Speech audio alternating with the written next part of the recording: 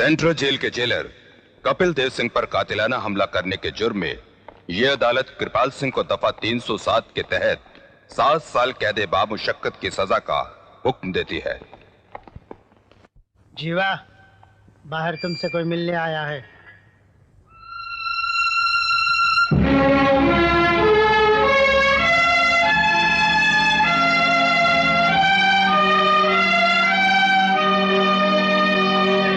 मैं ठाकुर यशपाल सिंह की विधवा हूँ। पाए लागो बड़ी मालकिन। जीती रहो और मरो भी तो मेरी दी हुई मौत से मरो। मैं तो उसी दिन मर गई थी बड़ी मालकिन, जिस दिन मेरा सुहाग मिट गया था। नागिन काटने के बाद फन झुका लेती है,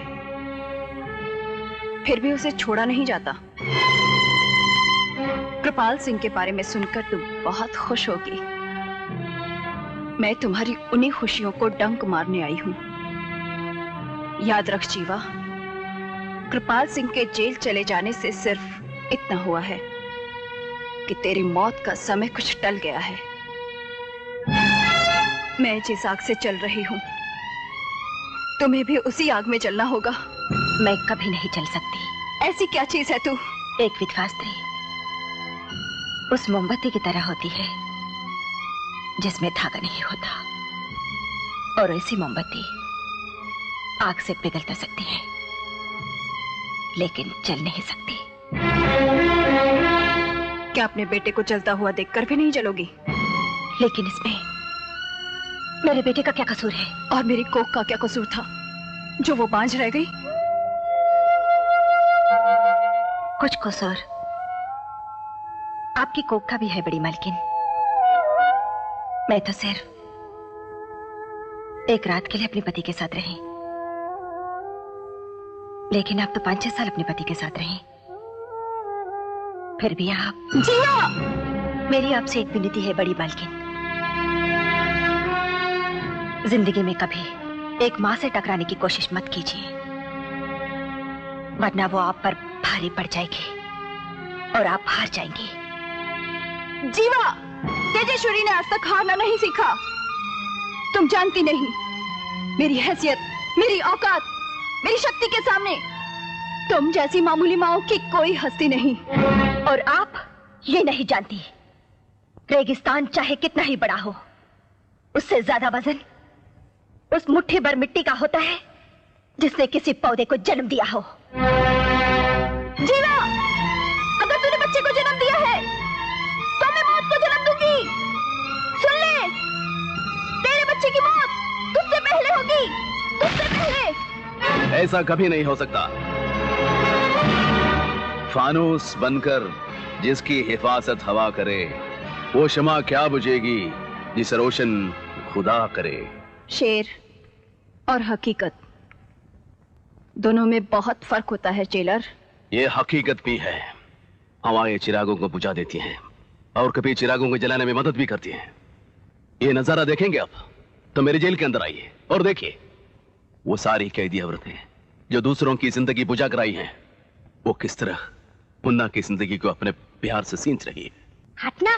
अरे हटो हटो, मुझे मुन्ना के लिए खाना निकालने दो। अरे रे, निकाल लेना। मरी क्यों जा रही है? अरे उधर देखो, उधर। अरे वाह, ये तो बिल्कुल कृष्ण भगवान की तरह जैसे सुदर्शन चक्र घुमा रहा है। आंटी, मेरा लॉकेट निकाल दीजिए ना आंटी। हेलो, ये तो आग में गिर गया। ये तो आग में पिघल जाएगा। मेरा लॉकेट, मेरा लॉकेट। मैं इसे निकालती हूँ। अरे पागल हो गई क्या? जल गई ना बेवकूफ। मगर इसे निकालेंगे कैसे? अरे एक काम कर, तू चिमटा लेके आना, जरा जल्दी से लाना।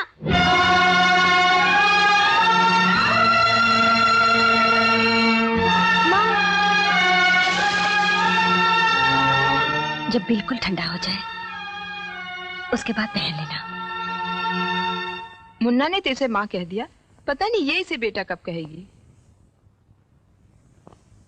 काम का अपना हाथ जलाने की क्या जरूरत थी? ये तो अच्छा ही हुआ, जो नाम दिल में रखा था वो हाथ में भी आ गया।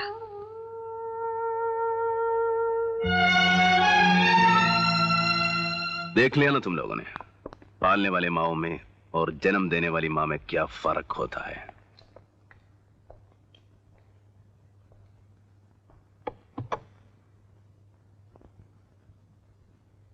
दुनिया में सब कुछ मिल जाए, सब कुछ, लेकिन मां नहीं मिले तो समझो कुछ नहीं मिला।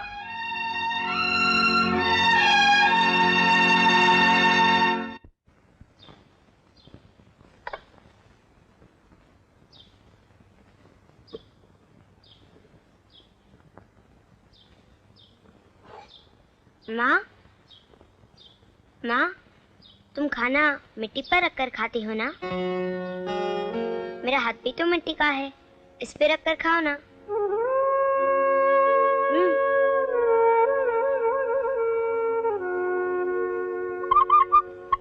Ice cream, ice cream. तुमने तो 2 आइसक्रीम लाने को कहा था, मैं तो पूरा बक्सा ले आया हूँ। और नमूना ये देख। आइसक्रीम। उधर ही उधर ही। पहले तुम ये बताओ कि तुम इसे खाओगी कैसे? अपने हाथ में लेकर यूं? अरे यूं नहीं, यूं मेरे हाथ पर आइसक्रीम रखकर तुम्हें खाना पड़ेगा। मंजूर?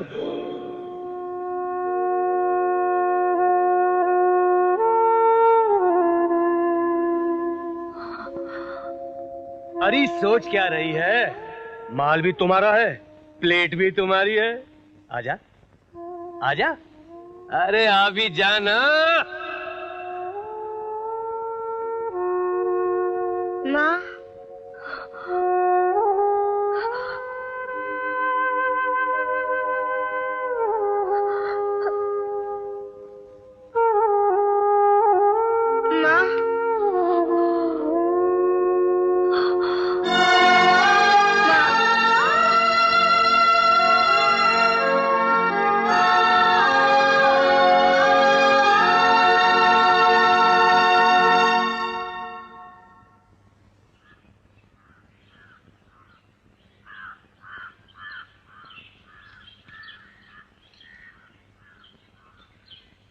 चल मुन्ना, खेलने चलते हैं। नहीं, अब तो मैं सिर्फ माँ के साथ ही खेलूंगा।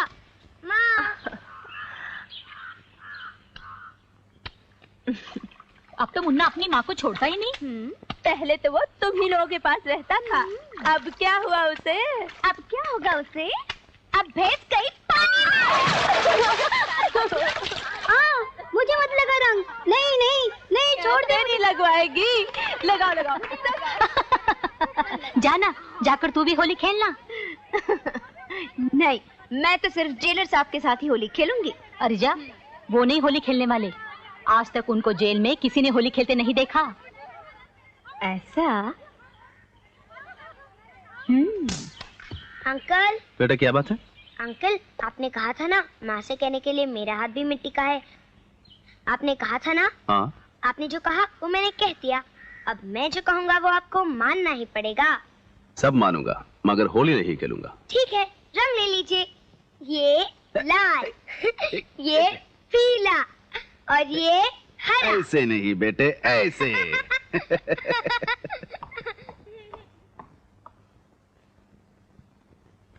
लोग सच कहते हैं, कभी कभी फूल की पत्ती से भी पत्थर का जिगर कट जाता है।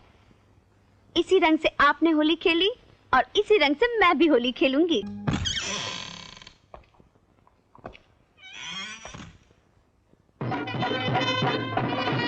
पाई लागू भाई साहब।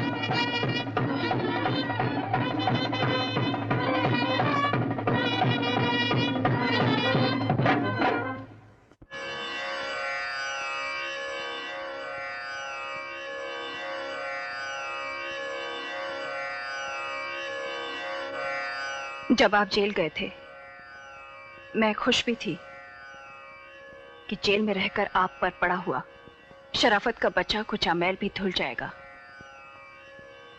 और वही हुआ। मैं बहुत खुश हूं।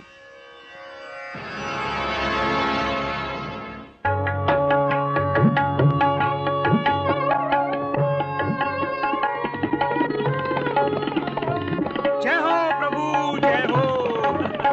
जाओ। नमस्कार प्रभु, नमस्कार। पहचाना आपने? 6 साल में इंस्पेक्टर से डीएसपी बन गया। अब आपकी सेवा में हाजिर हूं। डीएसपी की हैसियत से हर महीने इसे जितनी तनख्वाह मिलती है उसके हिसाब से 6 साल की पूरी तनख्वाह इसे एक साथ दे दो। प्रभु, एक एक बोटी दे तो खाने का मजा भी आता है। आप तो पूरा बका एक साथ डाल देते हैं। ये पचेगा तभी जब मैं आपका कोई काम करूं। कोई काम बताइए, सरकारी हो गैर सरकारी सब हो जाएगा। लगता है वक्त अचानक हम पर मेहरबान हो गया है, और जब वक्त मेहरबान हो तो शेर की तरह बदन सिकोड़कर शिकार के आने का इंतजार करना चाहिए।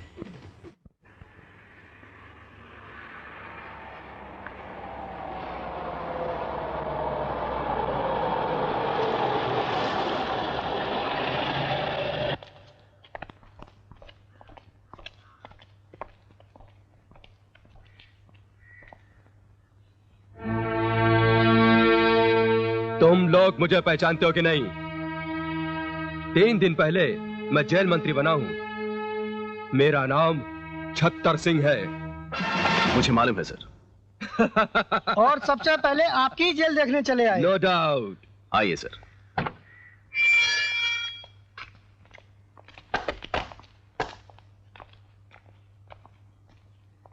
जेलर, मैंने यहाँ आने का प्रोग्राम किसी को नहीं बताया था।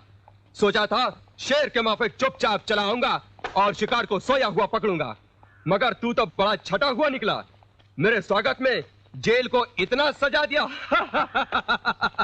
मैं बहुत खुश हुआ। जेलर सर, नो डाउट तू एक टॉप क्लास का चमचा है। तेरा तो प्रमोशन होना चाहिए। सर, एक्सक्यूज मी सर, ये सब आपके लिए नहीं है। मेरे लिए नहीं तो फिर किसके लिए? मुन्ना के लिए, जिसका आज जन्मदिन है, जिसे पूरी जेल वाले बड़ी धूमधाम से मनाते हैं।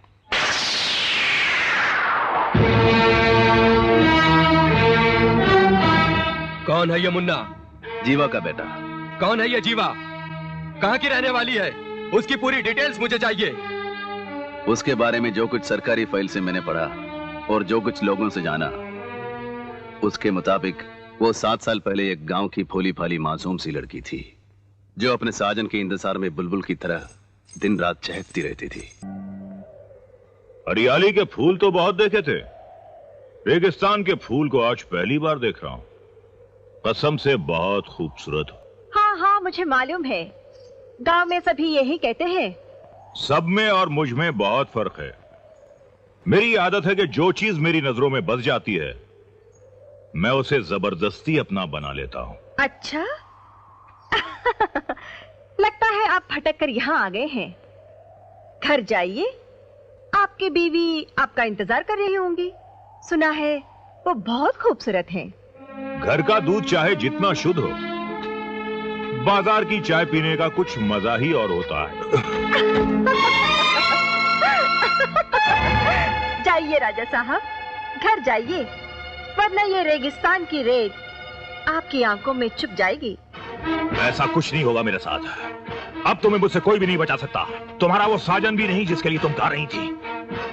मेरे साजन की बात तो छोड़िए, आपके लिए ये रेत ही बहुत है।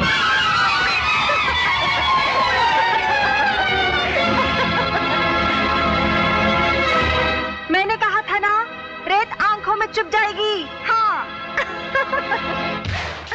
याद रखना, अगर तुम मेरी नहीं हुई तो मैं तुम्हें किसी और की भी नहीं होने दूंगा।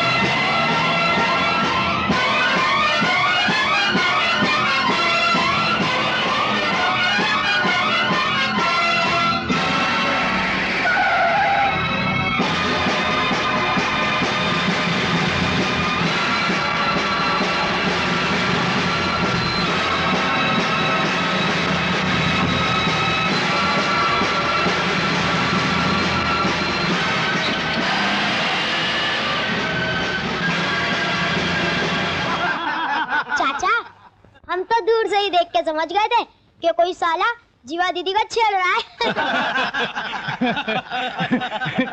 जब हम वहाँ ऊंट पर पहुँचे तो वो ऐसा भागा मुखिया जी कि बस पूछे मत। अरे चुप। जानते हो वो कौन थे? वो लक्ष्मीपुर के बड़े मालिक जसपाल सिंह थे। अरे बाप रे, तब तो बड़ा अनर्थ हो गया। अगर ये तुम लोगों को पहले से मालूम होता तो शेर के पास जाने की हिम्मत भी नहीं होती।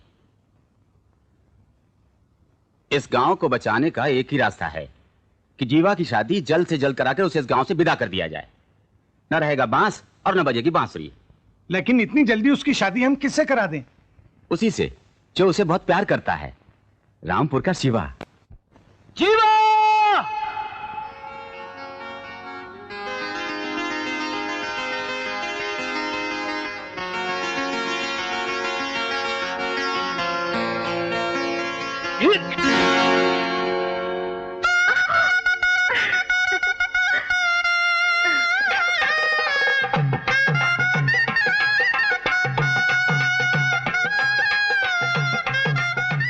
अरे ये चेहरा क्यों छुपा रही तू?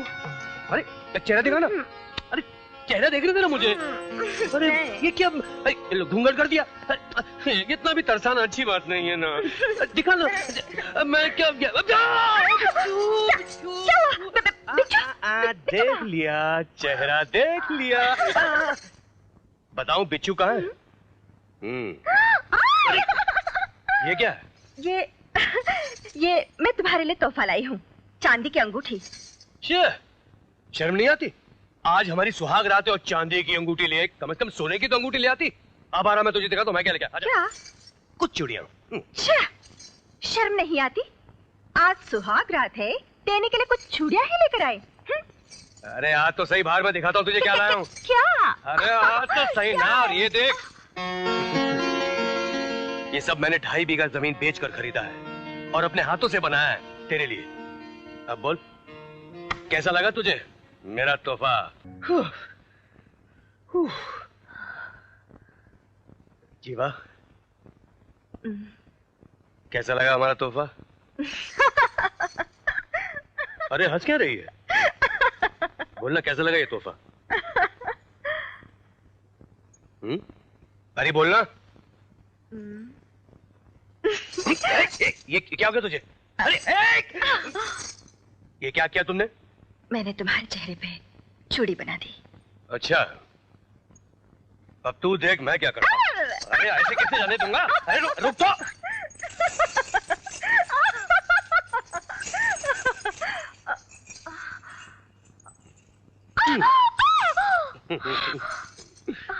अब बोल, तू कहाँ जाएगी?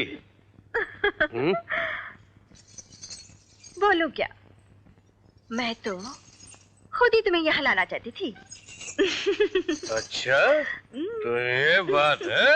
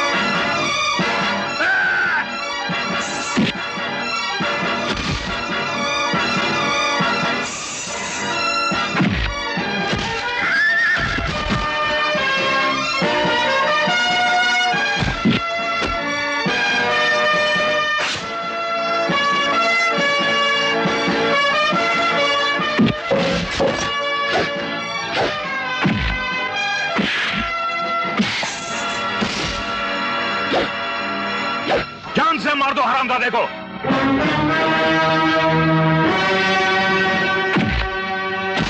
शिवा, बहुत प्यार है ना तुझे जीवा से?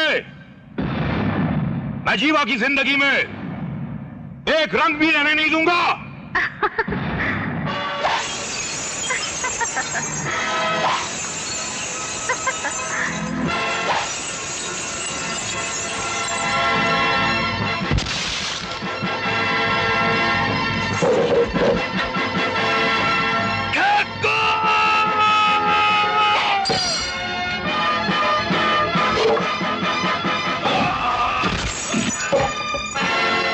तूने चूड़ियां नहीं मेरा दिल तोड़ा है। मैं तुझे जिंदा नहीं छोड़ूंगा यशपाल।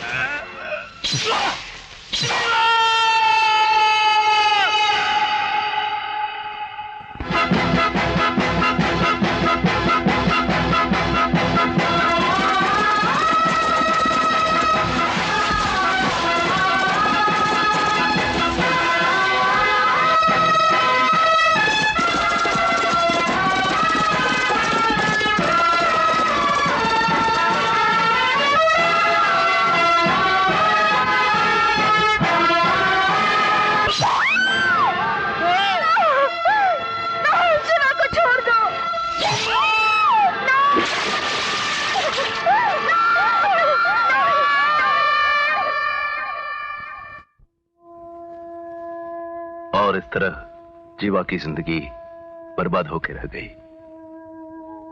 तुमने होल स्टोरी ऐसे घुमा फिरा कर कही कि जीवा और मुन्ना पर मुझे तरस आ जाए। कांटे के झाड़ में कितना भी पानी डालो फूल नहीं खिलते। मुन्ना अब इस जेल में नहीं रहेगा, समझे? कानून तो यह है सर, जब बच्चा मां से अलग रहने लायक हो जाए तभी उसे अलग किया जाए।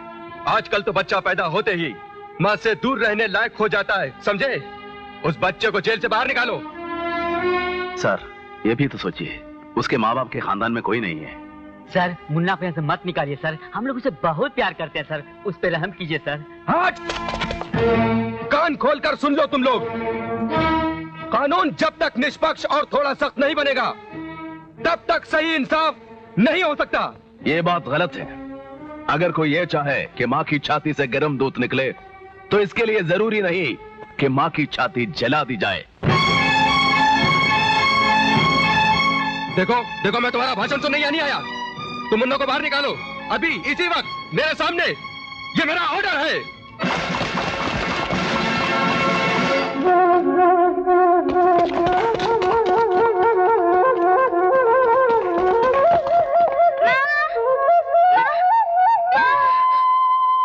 मुन्ना क्या हुआ? माँ मुझे बचा लो माँ।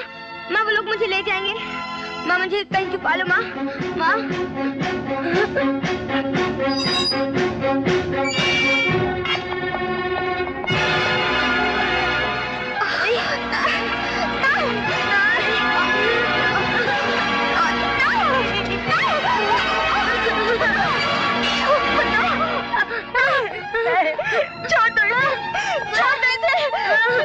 माँ मुझे बचा लो। छोड़ बच्चे को, छोड़।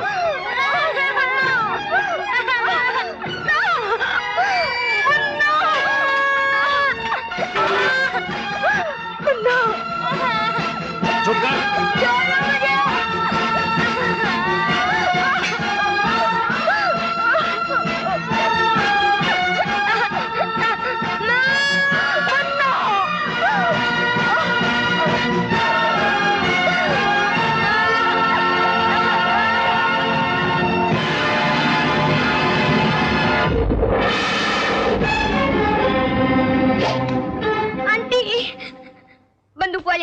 बंदूक वाली आंटी मुझे रोक लो। मुझे इनके साथ मत जाने दो। बंदूक वाली आंटी मुझे रोक लो। मुन्ना को जीवा ने जन्म जरूर दिया है, लेकिन हम सब ने इसे ममता की छाव में पाला है। तुम लोग इसे यहाँ से नहीं ले जा सकते। हट जा कर माँ, तू कानून के बीच में मत आ। तू अपने कानून से कह कि वो माँ और ममता के बीच में ना आए। हथियार डाल दे कर्मा, तू अकेली कानून को नहीं तोड़ पाएगी, क्योंकि यहाँ कानून के नाम पर गोलियां चलाने वाले सिपाही सैकड़ों हैं। तो ममता के नाम पर गोलियां खाने वाली माँ भी सैकड़ों हैं।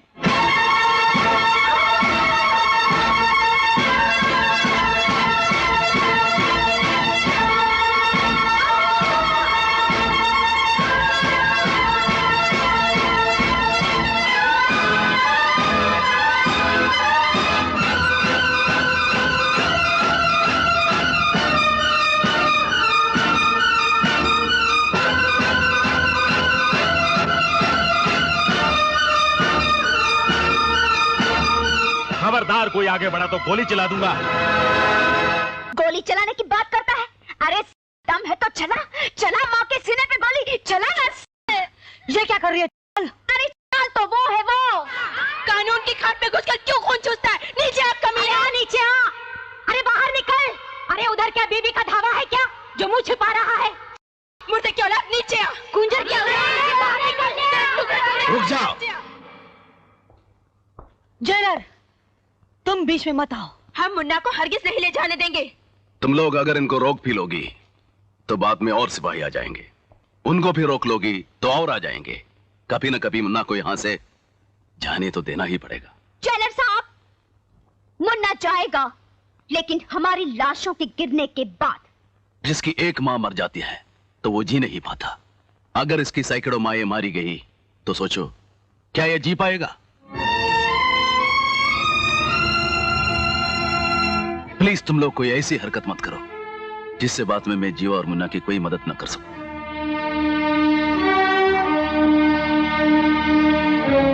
आओ बेटे।